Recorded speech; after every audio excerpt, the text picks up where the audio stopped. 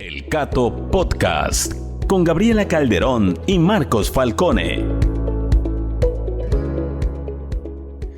Hola a todos y bienvenidos una vez más a El Cato Podcast. Mi nombre es Marcos Falcone, yo soy analista de políticas públicas para América Latina del Instituto Cato.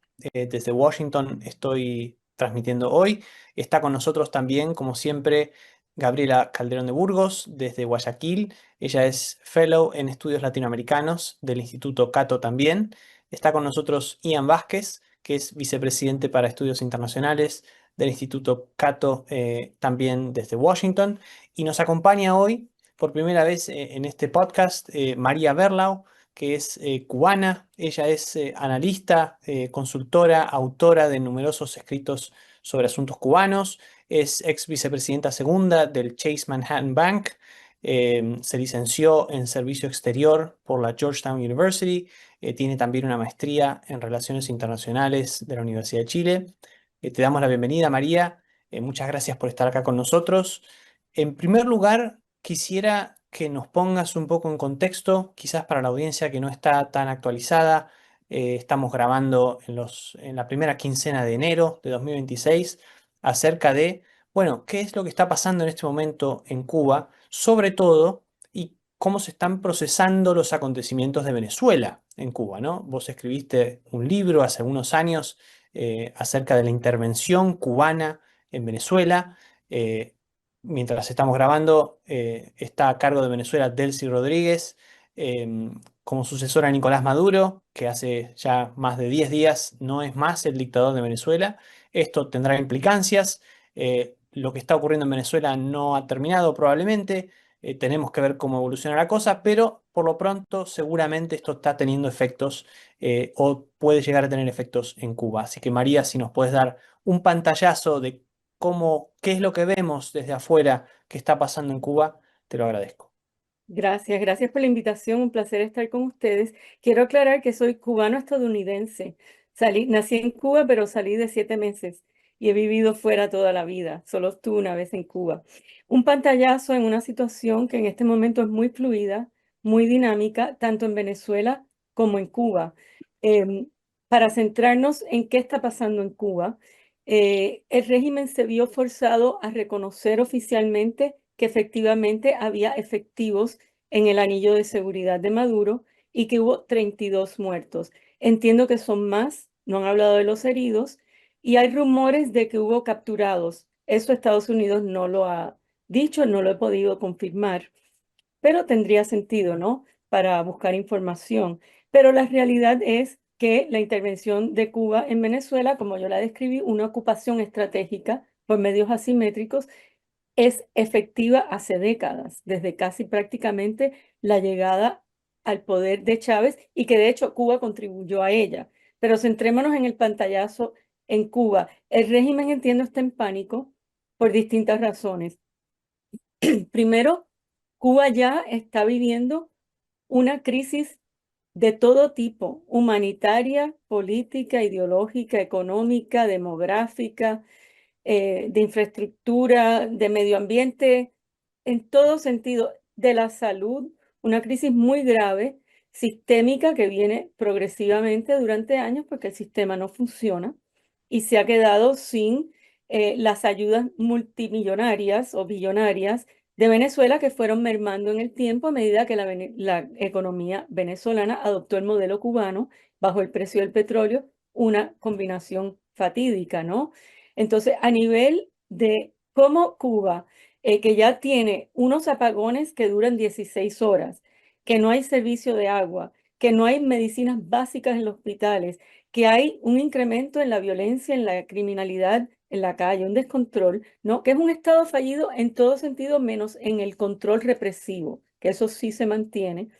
¿Cómo va a poder superar la disminución o que se terminen los subsidios de Venezuela, que no sabemos exactamente cómo son, porque esos contratos no se han develado desde hace muchos años, pero son importantes? Venezuela el año pasado envió el 34% de la importación de petróleo de Cuba.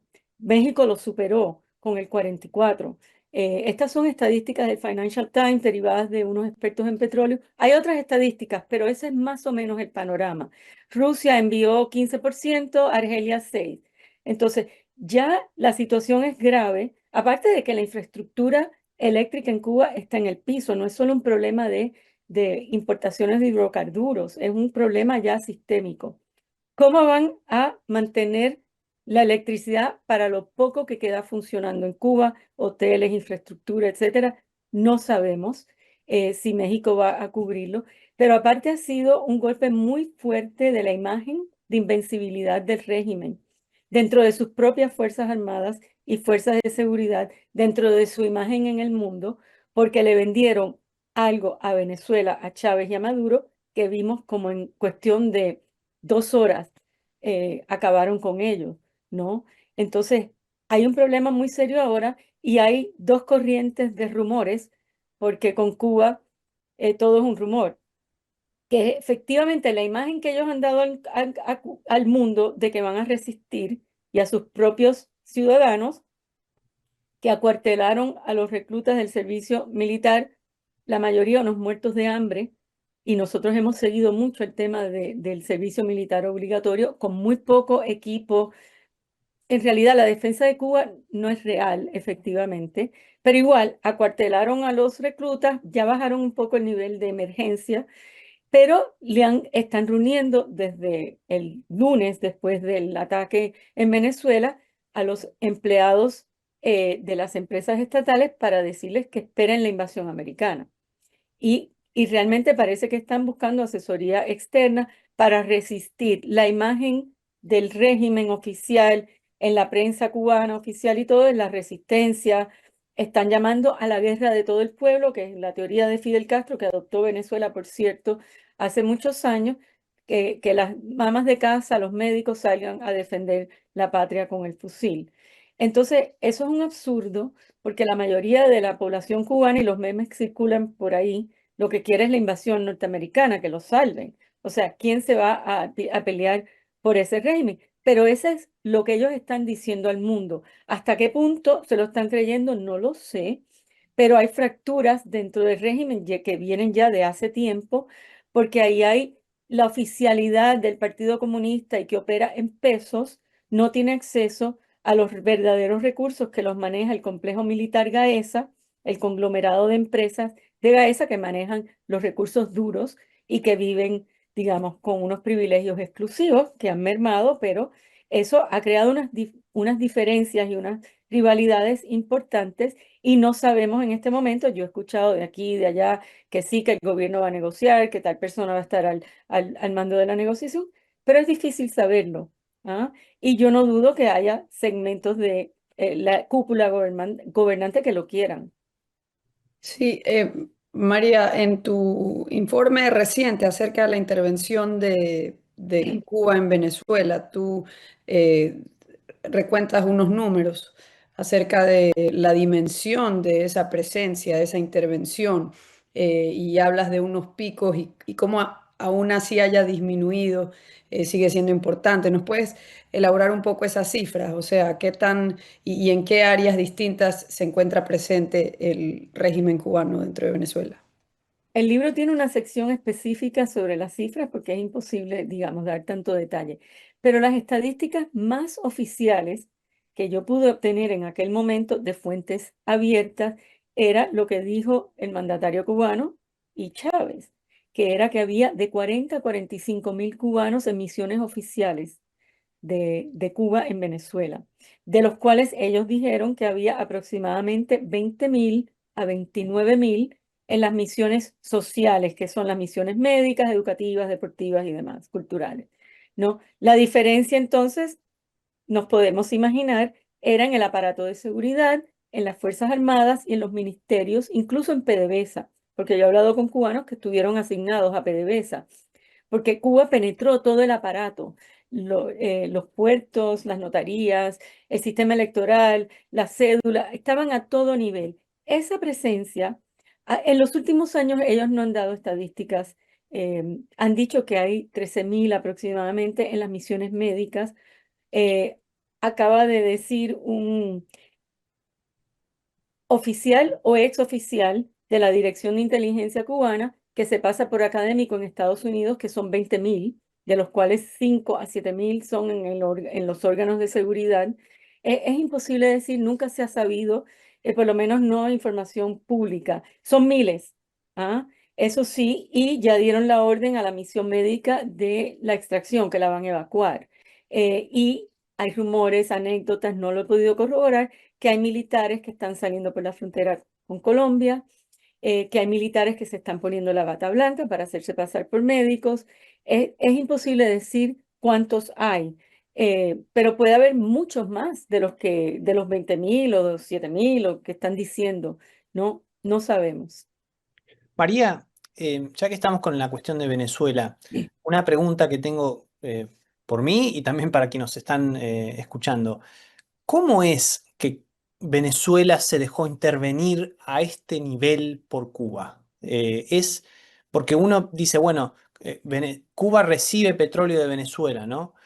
Entonces, ¿será malo para Cuba si ese petróleo disminuye o desaparece, ¿no? Pero entonces, ¿cuál de los dos es el que mantuvo siempre digamos, el poder? O sea, Venezuela decidió, por motivos económicos, por la amistad de Chávez con Fidel Castro, por, no sé, varios motivos, que estaba en su interés que Cuba empezara a enviar toda esta gente a Venezuela, o es que Cuba en realidad se impuso, y después Venezuela ya, o Maduro, no pudo salirse de esa cárcel en la que los propios cubanos lo tenían metido, porque Cuba había desplegado todo su poder en Venezuela. ¿Cómo es que se da ese proceso a lo largo del tiempo? A ver, es una pregunta que da para mucho, ¿no?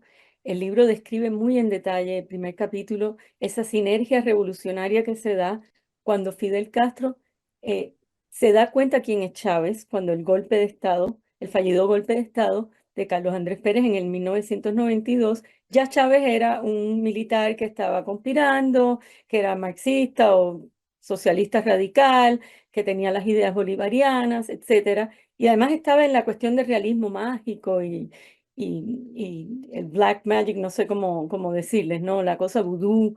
Y para La Castro, santería. todavía no, pero lo captaron para la santería cubana. Y Fidel Castro, que era un tipo muy brillante en estrategia, lo señala.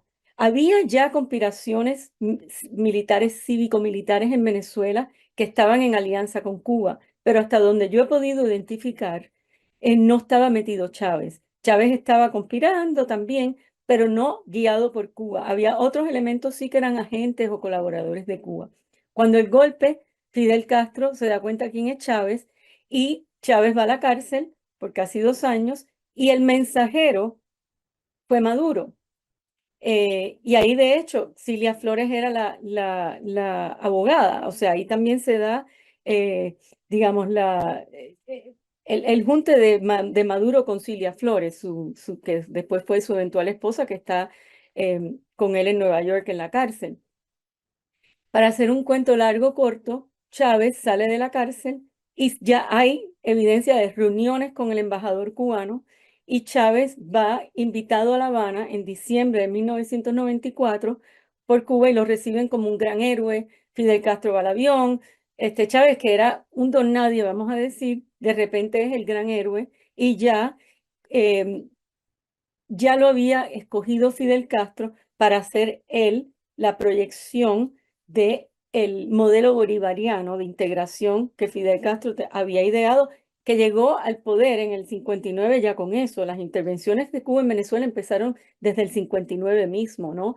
Pero eran basadas en la lucha armada. Luego Fidel Castro se idea el modelo Foro de Sao Paulo cuando termina la Guerra Fría, si es que le queremos decir eso, ¿no? O termina el subsidio de la Unión Soviética y colapsa el comunismo soviético y Fidel Castro idea este modelo para ya no utilizar la lucha armada, sino la subversión urbana, etcétera, pero acompañada con un movimiento para llegar al poder por las elecciones y derrumbar las democracias desde adentro. Y Chávez fue el escogido porque Fidel Castro, desde que llega al poder, llega con la idea de atrapar a Venezuela, colonizarlo, ocuparlo, como quiera uno diga, por sus reservas enormes de petróleo, que hasta donde entiendo siguen siendo las mayores del planeta, y su localización geográfica. Entonces, Fidel Castro manejó muy bien la relación con Chávez. De hecho, puso dinero para su campaña, asesores cubanos para la campaña y desde el primer día estaban ahí. O sea, el que pueda buscar esto es público, esto no es secreto. Ellos lo hicieron muy evidente desde el principio. Entonces, fue una ocupación por invitación y ahí comienza la ocupación cubana. Empiezan a llegar en grandes números. Primero hay un acuerdo de colaboración a todo nivel ya en el 2000, o sea, un poco más de al año de Chávez ya ser presidente. Empiezan a llegar las brigadas médicas cubanas en muchísimos números, como te dije, 20.000, 25.000 militares a todo nivel, por todo el Estado venezolano, por invitación. Cuba no disparó un tiro. Entonces, se crea una dependencia estructural de los dos regímenes.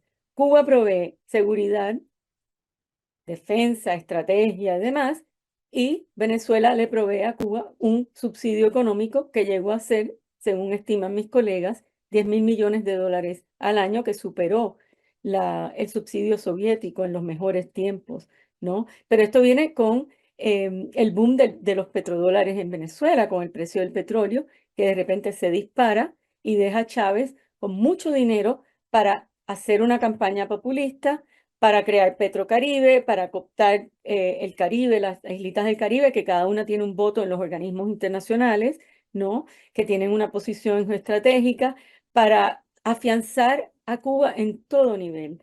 Entonces, es por invitación y cerrando el cuadro, el hombre de Cuba siempre fue Maduro. Cuando Chávez se enferma de cáncer y está convaleciente, casi muriendo, me cuentan las personas, los allegados de Chávez que estaban ahí, y esto yo he leído dos testimonios muy fiables del Pollo Carvajal, que fue el que dirigió la inteligencia militar, y de Rafael Isea, que fue ministro de Hacienda y ocupó otros cargos. Eran estrechos colaboradores de Chávez, que se llevaron a Chávez para La Habana y no podían ni verlo sus propios asesores. Cuba, todos los médicos eran cubanos, lo manipularon, le hicieron creer que Chávez iba a recuperarse, iba a poder regresar a Venezuela. Él hizo la campaña presidencial enfermo, que iba a poder llegar a la toma de posesión, que era el 10 de enero del 2013, y le dijeron que nombrara a Maduro temporalmente hasta que él llegara. En realidad, el que debía tomar la presidencia era Diosdado Cabello, que no era un hombre de Cuba y nunca lo fue. Entonces, finalmente lograron colocar su ficha, que era Maduro, que es un tipo totalmente leal a Cuba, que fue a Cuba a estudiar 2 años cuando jovencito y probablemente fue reclutado como un agente oficial de Cuba, sino un estrecho colaborador desde entonces. Era un tipo mucho más maleable que ellos podían manejar mejor. Y tenemos el resultado hoy.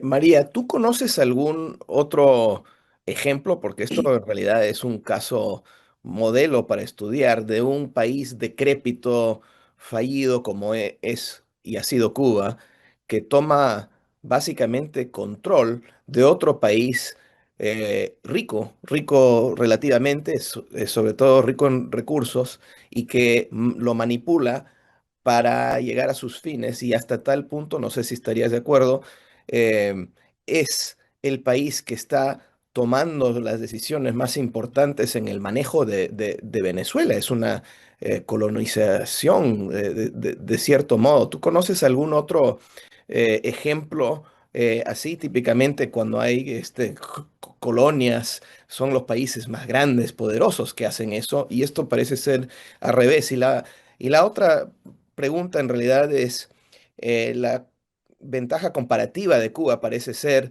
la inteligencia, el manejo, el control interno que le proveó a Venezuela. Este, ¿qué, qué tanto ha quedado eso en Venezuela hoy por hoy y qué tanto sigue influyendo o manejando las cosas Cuba en Venezuela hoy, días o semanas después de la intervención militar? Y quizás no se sabe del todo eso. Pregunta número 1. En los tiempos modernos no se me ocurre un ejemplo como ese.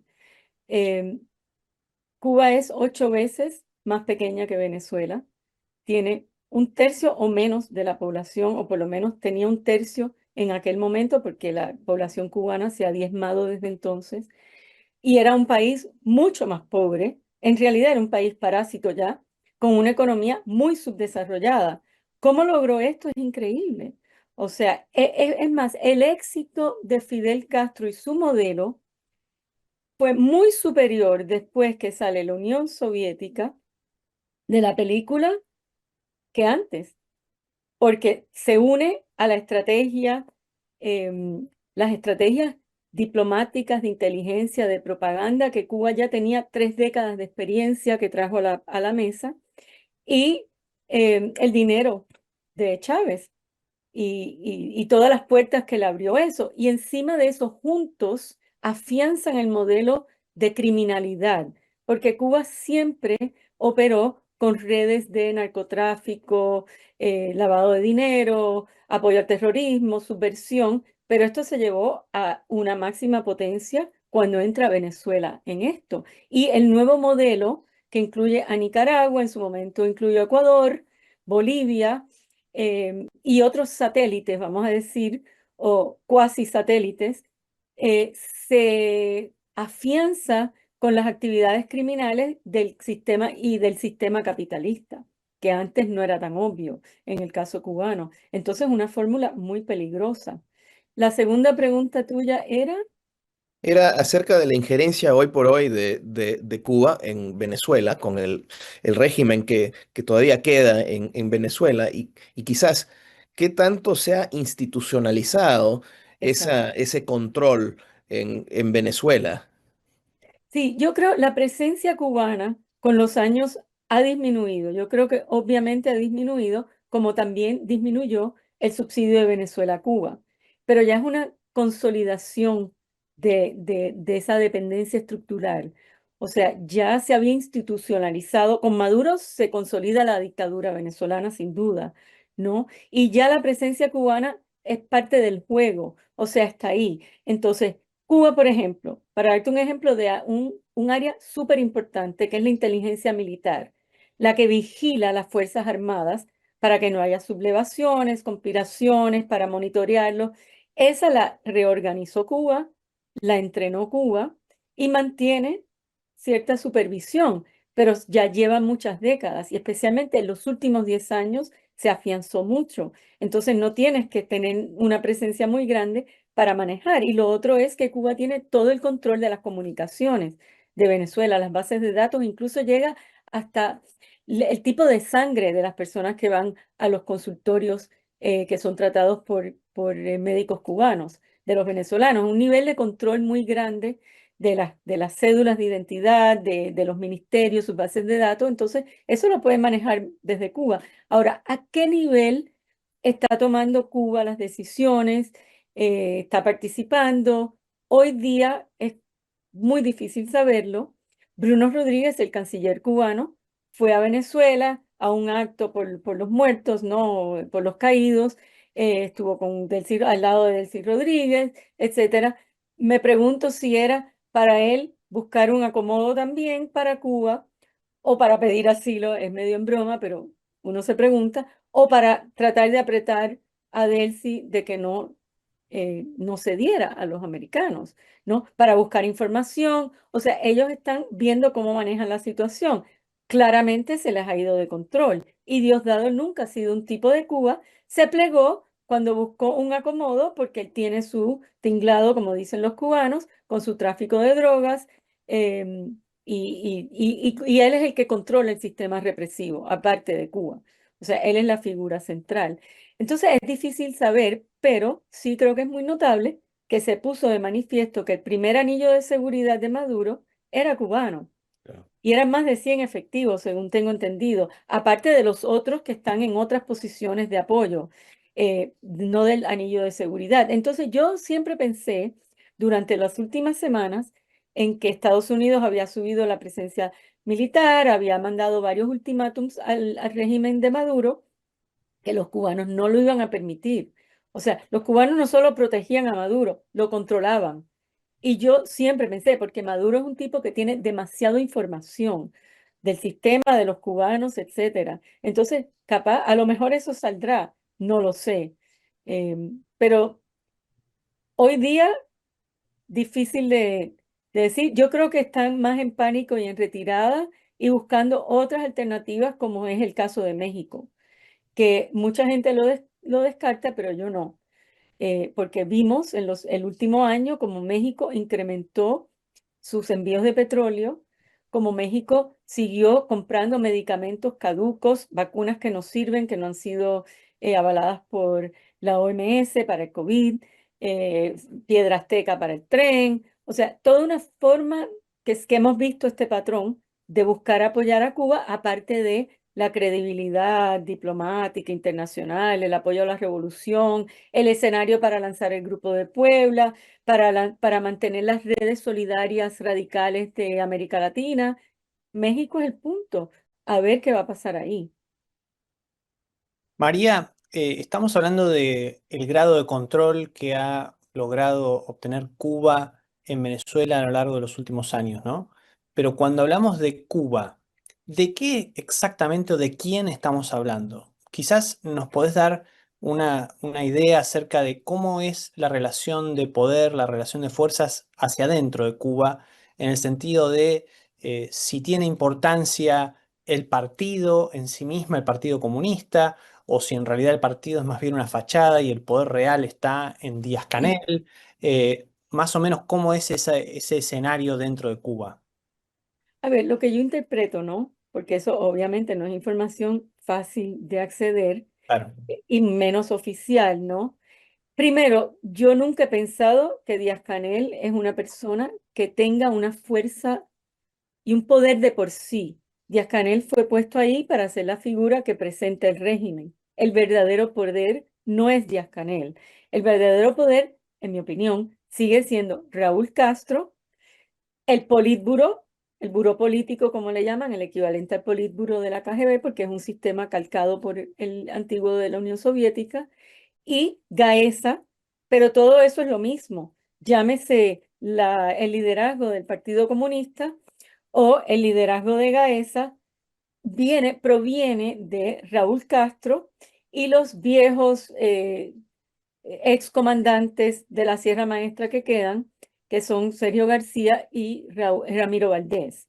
Si es que tienen, o sea, si es que hay poder en Cuba, emana de ahí y de sus escogidos, ¿no? De sus escogidos que tienen cierta lealtad, que les permiten robar hasta cierto punto, porque mientras Venezuela, en mi opinión, es una mafia con varias cabezas, en Cuba se han ido perfilando cabecitas en la medida en que respondan a los intereses de Raúl Castro y la gente que está bajo él, porque después de una purga que hubo en el año 90 en Cuba, que fusilaron al general Ochoa, Raúl Castro logró tomar con las Fuerzas Armadas el Ministerio del Interior, que estaba más bien bajo Fidel Castro, ¿no?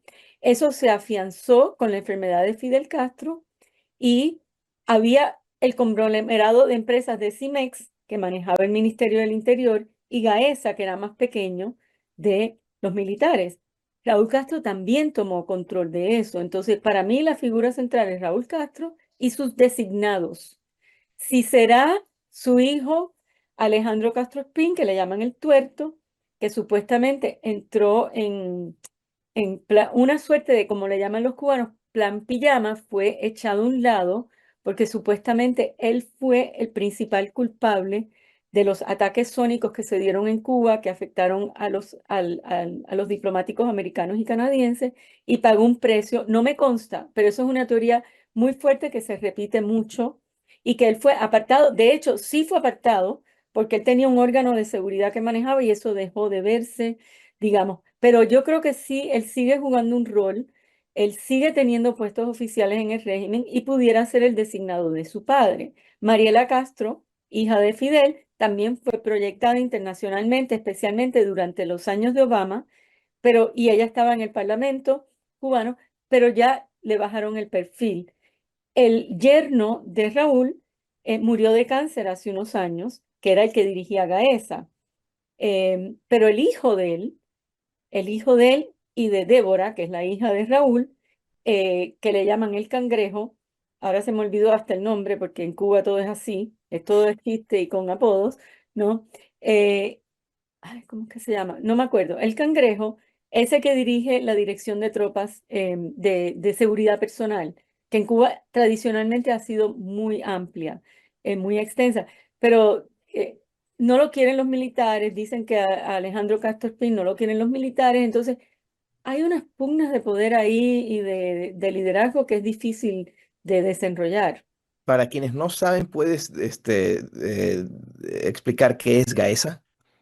Gaesa es el conglomerado de empresas que controlan los militares, que controla aproximadamente el 75% de la economía cubana. Es dueño de casi todos los hoteles, de las tiendas, de las gasolineras del país. Es el que maneja la divisa, eh, la comercializadora de seguros médicos, que es la que exporta a los profesionales de la salud cubana al mundo, que es la principal fuente de ingresos de Cuba oficial.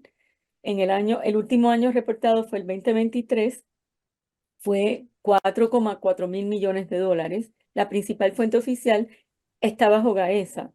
Entonces, esa es la gente que maneja el dinero duro, que en realidad tiene el destino del país en sus manos. Y sin duda, dentro de Gaesa y la cúpula gobernante, ha habido un desangramiento de los recursos del Estado que viene de los años 60. O sea, miles de millones de dólares que han ido a parar a paraísos fiscales, propiedades en España, en Chile, en el mundo, que esto se ha reportado extensamente durante años. De hecho, en el 2005 yo saqué un trabajo que se llama Fidel Castro Inc., el conglomerado de la familia Castro, ¿no? Y ya tenía mucha información de desertores y demás, y eso se ha maximizado ahora con este afianzamiento de los carteles criminales y el capitalismo más burdo que hay en Cuba, porque ellos abandonaron el socialismo y la planificación centralizada. Eso es para el pueblo. Eso sigue explicando la miseria de la mayor parte de la población, pero ellos adoptaron el capitalismo de Estado y han tenido mucho éxito con eso. María, el cangrejo se llama Raúl Guillermo Rodríguez Castro, Ese mismo, Rodríguez para los que Castro. nos están escuchando. Sé que Gabriela tiene una pregunta. Sí, lo que tú estás describiendo me recuerda un poco a la conversación que tuvimos la semana pasada con Marcos y con Félix Maradiaga de Nicaragua, que hablaba de esta especie de régimen familiar, todo queda en familia y se crea toda una estructura para que todo este negocio o capitalismo de Estado y esta estructura de control político tenga a la cabeza a una familia. Y bueno, también acabas de explicar cómo tal vez se diferencia Cuba de algo como Corea del Norte, digamos, el modelo económico. Pero ya que estamos hablando del modelo económico, de este capitalismo de Estado, que a lo largo de los últimos 10 15 años se ha hablado mucho de eso, básicamente en torno a China por su importancia a nivel global. Pero mi pregunta más va hacia la situación actual de la economía cubana. ¿Cómo se compara la crisis económica actual con el llamado periodo especial, cuando Cuba dejó de percibir los cuantiosos subsidios de la Unión Soviética? Ya hace más de 2 años, mis fuentes dentro de la isla me están diciendo esto es mucho peor que el periodo especial. Yo creo que sin duda, en Cuba nunca se vieron mendigos en las calles, especialmente personas mayores durmiendo con cartones en bancos de parques. Hay hambre. En los hospitales no hay nada. La crisis energética es la peor que ha habido. El servicio de agua a todo nivel, o sea, ya superó el periodo especial. Lo que pasa es que las estadísticas económicas de Cuba no son fiables. Entonces, yo siempre dudé de las estadísticas del periodo especial, ¿no? Oficialmente Cuba tuvo un derrumbe de su PIB de 35% aproximadamente. Pero bueno, hoy día, cuando uno coge cualquier estadística que ellos mismos dan, producción agrícola, producción industrial, de todo, es un derrumbe total. Eh, entonces sí, yo creo que ya llegó a un nivel casi de una crisis tipo Haití, como digo, con la diferencia de que en Cuba hay un control todavía de las fuerzas represivas. Todavía hoy día un guardia de prisión gana mucho más que un médico en Cuba. Ellos han sabido privilegiar el aparato. Todavía la red de embajadas de Cuba es una de las mayores del mundo. En cada red, en cada embajada, hay un centro de inteligencia.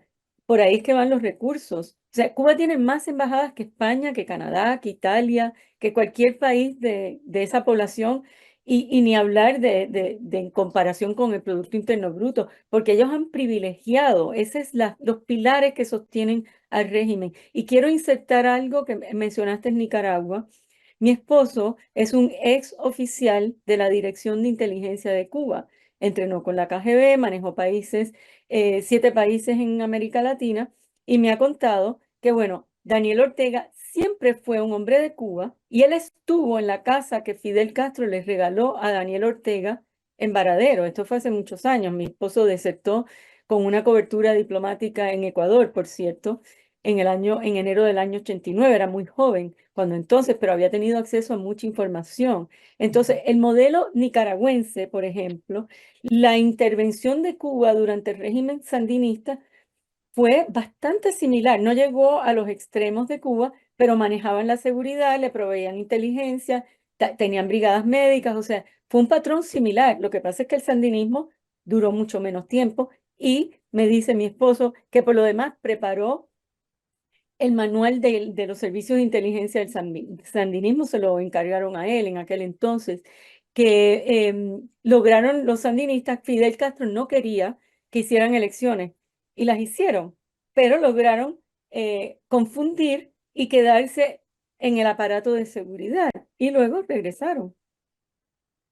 María, otra cosa que nos comentaba la semana pasada Félix en Maradiaga, cuando hablábamos, es la cooperación que hay entre regímenes autoritarios de diferente tipo, como sabemos que existe en América Latina, pero también fuera de América Latina, entre regímenes que quizás no necesariamente dicen que tienen las mismas ideas, pero todos son autoritarios o dictatoriales.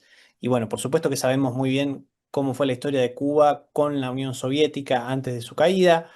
Hoy, fuera de América, ¿el régimen cubano puede esperar asistencia de algún tipo por parte de Rusia o Irán, algún otro régimen por ahí? ¿O ya se le han acabado todas las fuentes, ahora también con Venezuela, de financiamiento? Bueno, empezando con que tan pronto cae la Unión Soviética, de hecho, antes, y tengo un trabajo sobre Cuba-China que hice hace como 2 años y nunca se publicó. Lo presenté en una conferencia y luego no se publicó, pero me metí muy, muy intensamente en la relación Cuba-China. Ya Fidel estaba planificando afianzar la relación con China, que se había cortado durante el periodo soviético por las rivalidades que existían. Y tan pronto cae la Unión Soviética, él comienza a afianzar esa, esa relación que termina en los chinos proveyendo ciertos préstamos a Cuba, ciertas ayudas, prometiendo inversiones que nunca se materializaron, ¿no? Y sí creando la estructura de comunicaciones de Cuba. Eso sí lo manejan los chinos y sabemos porque salió en las noticias, ya yo lo había estudiado en mi trabajo antes de que saliera esta noticia, afianzaron las bases chinas de espionaje electrónico en Cuba. ¿Hasta qué nivel? Ya eso hay más cuestionamiento, pero por lo menos para China fue un gol muy importante meterse a través de Cuba hacia Latinoamérica y lo proyectaron muy bien. Hoy día China es el principal proveedor o el principal socio de comercio de Argentina, de Chile, de Brasil.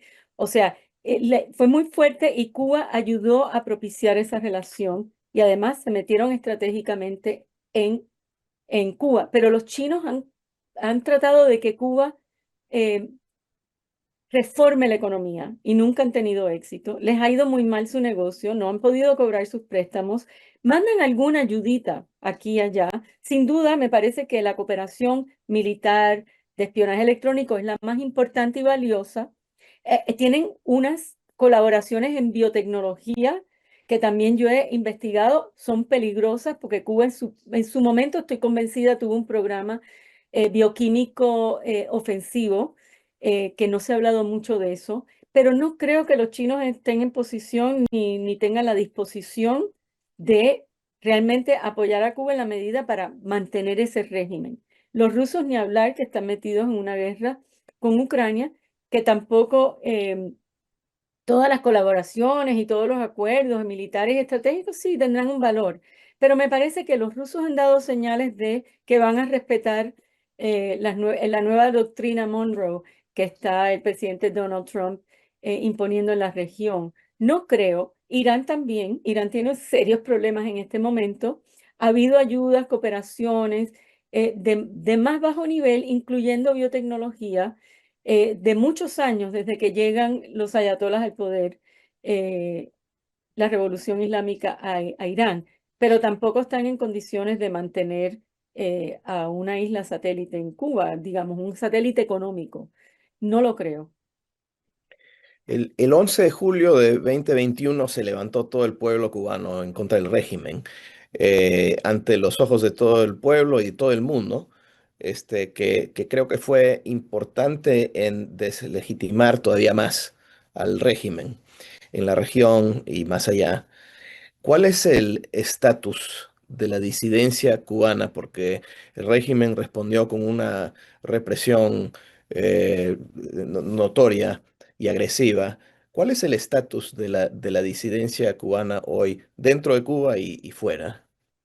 Mira, el régimen respondió de dos maneras, con una feroz represión interna sin tener que fusilar, metiendo a la gente en prisiones. Los que no fueron a prisión estaban vigilados en sus casas, etcétera. Y hoy día hay personas en prisión, recientes sentencias, por poner un post en Facebook por 15 años de prisión. O sea, es una manera sofisticada de seguir reprimiendo. Por lo tanto, el miedo es real en Cuba. ¿Qué pasó? A partir de eso, ya había empezado, pero se expandió el éxodo de los defensores de derechos humanos en Cuba, algunos que operaban por su cuenta, muchos en grupos pequeños. Quizás la organización más grande es la que dirigió José Daniel Ferrer del UNPACU, que hoy día está en el exilio de Miami, que fue preso y torturado, o sea, han diezmado la oposición, igual la capacidad de operación de la disidencia en Cuba siempre ha sido muy limitada porque está infiltrada, vigilada, controlada, reprimida, etcétera. Entonces, desgraciadamente, la oposición cubana, ni en Cuba ni en el exilio, ha podido prosperar con un proyecto de concertación o coalición para plantear un frente común, una alternativa común a un proceso de transición. Yo he querido empujar eso como facilitadora porque mi think tank no es un movimiento político. Y yo he estudiado mucho las transiciones, ¿no? He hecho varios cursos tratando de empujar hacia eso porque yo creo que es muy importante para el mundo, para los Estados Unidos, Europa y demás, las democracias que realmente podrían apoyar, ver quién es la oposición cubana. Hoy día lo que hay es actores sueltos, que todos con muy buenas intenciones, algunos magníficos, pero que no han logrado como conciliarse para decir, esta es la agenda común, vamos a empujar. Ojalá surja pronto. Pero Cuba también hizo algo que a mí me sorprendió, el éxito que tuvo y me denotó el éxito que ha tenido su campaña de inteligencia, propaganda e influencia mundial. Lanzaron una campaña mundial y a todo el mundo se le olvidó. Cuba recibe diplomáticos, presidentes de casi todo el mundo, como si no hubiera pasado el 11 de julio. Incluso recibe donaciones sin condiciones de muchísimas democracias, especialmente Francia, Italia. Bueno, ahora está la Meloni, pero hay grupos de Italia, ¿no? Pero el gobierno francés em, y otros gobiernos, eh, organizaciones multilaterales, mandando ayuda al gobierno cubano, visitándolos, es insólito. O sea, no hay como un filtro, un freno, que la gente diga, pero esto es una dictadura criminal totalitaria que reprime, como que eso, hay una anestesia internacional hacia eso y desgraciadamente el tema de Cuba es muy secundario hoy día. Eh, no se vio después del 11 de julio, y yo creo que eso en parte responde a que Cuba ha logrado reclutar muchos periodistas en el mundo entero, y yo sigo la narrativa porque uno lo ve. O sea, enseguida que hay una campaña yo me doy cuenta, porque empiezan a salir académicos de Escocia, de India, de Pakistán, de Nueva Zelanda, el mismo eh, libreto sobre cualquier tema que ellos escojan. Entonces, además, Cuba tiene unas redes de solidaridad mundiales que, según Cuba, son 1.700 grupos en el mundo. Pueden ser más. En Estados Unidos son muy activos. En España, en Argentina, en Italia, en Francia, son muy nutridos. Y esa gente está constantemente haciendo campañas pro régimen, con las narrativas del régimen abajo el embargo. Cuba no es un estado terrorista. Ahora el descalabro económico es por culpa de los Estados Unidos, etcétera. Entonces, eso desgraciadamente es una dupla que no funciona muy bien para lograr la libertad de Cuba, pero yo creo que yo hace tiempo que llegué a esa conclusión, que ya no importa, en realidad aquí lo que importa es la voluntad de Estados Unidos si quiere ayudar al pueblo de Cuba a lograr su libertad. María, puede que quizás el día que Raúl Castro no esté más en este mundo, ese también sea un momento de clic, de cambio en Cuba, porque la literatura sobre regímenes autoritarios sugiere que cuando se trata de una cuestión familiar o muy personalista, como en el caso de los hermanos Castro, en el momento que desaparecen, en el momento que mueren, bueno, ya ahí el régimen se deteriora muy rápidamente y mucho, ¿no? ¿Vos creés que ese podría ser un momento de cambio en Cuba? Yo creo que sin duda en la situación que está Cuba hoy, sí. Raúl Castro cumple 95 años el 3 de junio. Entonces ya es una persona mayor, entiendo que está sordo, ¿no? Sigue activo, ahora esta semana se puso el uniforme y va a resistir también, y supongo que no va a claudicar, pero yo sí creo que si eso pasara en este momento sería difícil para ellos manejarlo, pero no me atrevo a hacer predicciones. Yo sí tenía este debate constante con académicos, colegas míos, que sostenían la teoría de que el día que Fidel Castro no estuviera, se acababa el régimen. Yo le decía que no, que estaba institucionalizado el sistema represivo en Cuba, y que igual en la Unión Soviética, cuando hubo un cambio de mando por varios líderes rusos o soviéticos que murieron en secuela, se mantuvo el sistema. Y yo creo que eso lo vimos. La sucesión de Raúl a Fidel fue sin violencia, sin problemas, la hicieron muy bien. Yo creo que hoy día sería distinto.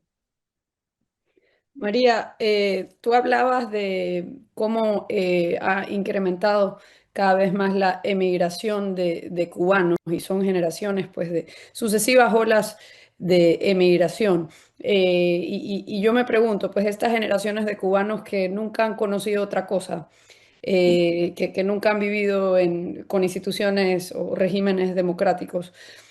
Me imagino que muchos están afuera, pero dentro de la isla se percibe diferencias de opinión frente a lo que quisieran. O sea, es decir, no me imagino una situación así, pero cómo uno puede aspirar a algo que no conoce.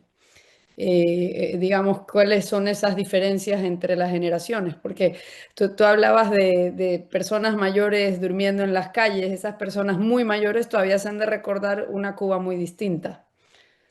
Las muy mayores. Interesante pregunta, mira, porque hay un exilio tan nutrido. Yo todo el tiempo estoy hablando con cubanos recién llegados, en donde quiera que yo voy en el mundo, pero en Miami en especial, donde vivo ahora, ¿no? Y siempre estoy preguntando cómo siente. Número uno, es interesante, porque el régimen ha utilizado las olas migratorias como armas de migración. O sea, ha utilizado la migración como un arma para chantajear a los Estados Unidos y lograr políticas a su favor, y para generar ingresos, y en eso ha sido muy exitosa, pero también ha hecho una ingeniería social con eso, que no ha derrumbado a los Estados Unidos. Sin embargo, ha creado toda una serie de gente, especialmente jóvenes, que han visto cómo funciona el mundo libre y que se adaptan muy bien a la libertad, al capitalismo, quieren prosperar, son empresarios. Yo conozco a muchos y son gente pujante. También ha habido de todo en esa ola migratoria, ¿no?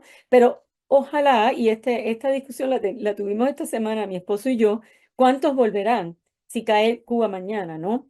Para reconstruir un país. Él piensa que muchos, yo no sé cuántos. Depende de cómo se dé una transición, pero es interesante pensar que lo intentaron con esa idea, pero puede en realidad ser muy bueno para una Cuba futura, que toda esa gente haya tenido experiencias vividas en México, en España, en Estados Unidos, en el mundo entero, donde están los cubanos que han podido prosperar, en Puerto Rico, en Venezuela en su momento, que eso es bueno para Cuba. La mentalidad, pues hay que ver lo exitoso que ha sido la migración cubana, incluso de Mariel, que es un éxodo que en su momento fue muy grande, pero que se ha triplicado en los últimos tiempos, y donde hubo muchos elementos criminales, hubo toda una generación que ya llevaba 20 años de revolución, y toda esa gente también ha sido por la mayoría muy exitosos. Entonces, yo creo que eso denota que a pesar de lo que se llama el daño antropológico del cubano, de la forma de ser, donde en Cuba hay que mentir y robar para poder prosperar, eso se puede corregir. Es una preocupación que yo comparto, ¿no? Y ahí tendrá que ver la calidad de las instituciones que pudiera haber en una Cuba democrática. Eso es muy importante, porque hay que parar la corrupción, parar el robo para que ese país prospere, ¿no? No es solo que la mentalidad de la gente cambie, sino que cambie la forma de hacer las cosas, porque en Cuba todo es así. Em, es interesante, hay estudios que se han hecho sobre eso, sondeos y demás, que es difícil hacerlos en Cuba, pero yo te diría que hoy día lo más importante, ¿qué está pensando el cubano? Honestamente, sí, indirectamente en libertad, porque saben que la miseria en que viven es producto de un régimen que los ha explotado, que los ha abusado, que ha sido un fracaso, pero en realidad los cubanos hoy día lo que quieren es comida, electricidad y agua y seguridad, como quiere cualquier pueblo, ¿no? Y entonces, cuando eso se estabilice, supongo que la gente tiene tiempo de pensar cómo puedo construir un país libre, justo, Estado de Derecho. Está por verse. Bueno, María, queremos agradecerte. Nos hemos quedado sin tiempo por haber estado con nosotros en este episodio del Cato Podcast. Invitamos a todos a visitar la página web del Cuba Archive, el archivo Cuba, que es el think tank de María, donde se defienden los derechos humanos a través de información veraz. Y bueno, nada, muchísimas gracias, María, de nuevo por estar acá con nosotros esta semana. Gracias a ustedes y los felicito. Sigo siempre a Keito, a Ian. Tremendo trabajo. Muchas gracias, Muchas encantado gracias. de tenerla. Chao. Chao. El Cato Podcast con Gabriela Calderón y Marcos Falcone.